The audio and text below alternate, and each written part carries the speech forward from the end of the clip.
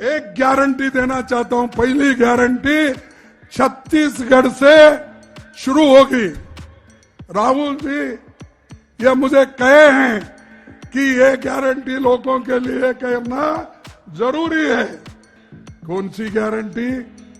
Congress party ये घोषणा करती है कि हम देश के किसानों को एमएसपी की लीगल गारंटी दिलाने के फसलों का व्यापक खरीद के साथ हमको एमएसपी खरीदने का किसानों का जो क्रॉप्स उसकी गारंटी हम देते हैं। हमारी गवर्नमेंट जब आएगी तो ये लीगल गारंटी जरूर होगी। ये पहली गारंटी है हमारी। स्वामीनाथन जी को बीजेपी की सरकार ने भारत रत्न दिया, मगर जिस चीज के लिए स्वामीनाथन जी ने अपनी जिंदगी दी, हिंदुस्तान के किसानों के लिए जो उन्होंने मेहनत की, जो स्वामीनाथन जी ने कहा, उसको करने के लिए तैयार नहीं। इसका क्या मतलब है? स्वामीनाथन जी ने अपनी रिपोर्ट में साफ कहा है कि किसानों को लीगल राइट एमएसपी की मिलनी चाहिए। वो बीजेपी की सरकार नहीं कर रही। तो मैं आपको यहां जो खारगे जी ने कहा उसको दोहराना चाहता हूं कि इंडिया की सरकार आएगी तो हम एमएसपी की गारंटी हिंदुस्तान के किसानों को देंगे। जो स्वामीनाथन रिपोर्ट में लिखा है वो हम पूरा करके आपको दे देंगे। और ये हमारी शुरुआत है। हमारा मैनिफेस्टो बन रहा है, उसमें हमारा डिस्कशन चल रहा है। ये हमने आपको सिर्फ पहली बात बोली है।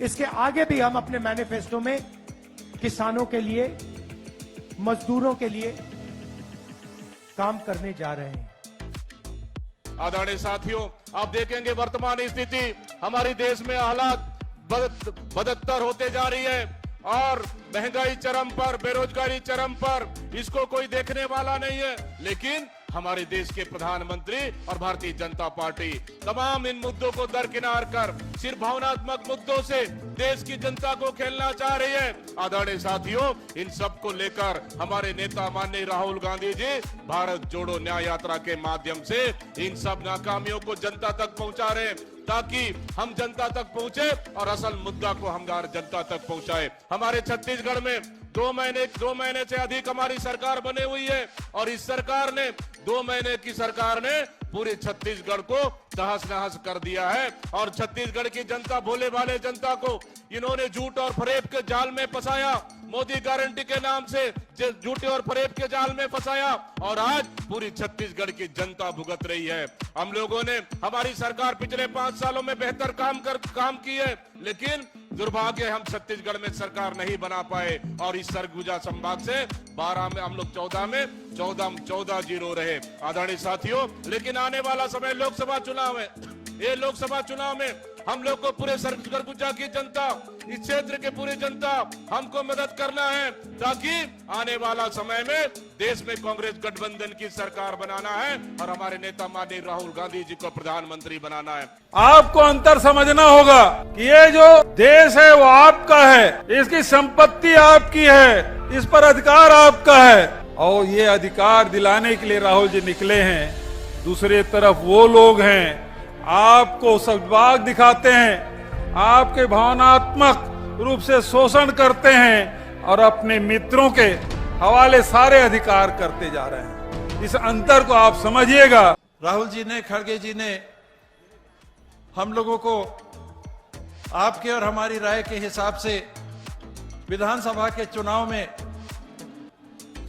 जैसा सुझाव दिया, जो हम लोगों ने प्रस्ताव रखा, उन्होंने स्वीकार किया, विश्वास किया, सीटों का आवंटन हुआ, हम परिणाम नहीं दे सके और परिणाम ऐसा कि अत्यधिक निराशाजनक। मैं उसके लिए अपनी ओर से आप सबकी ओर से राहुल जी से और खड़गे जी से क्षमा मांगता हूं कि हम लोग आपके मंशा के अनुरूप यहां कांग्रेस को स्थापित नहीं कर सके।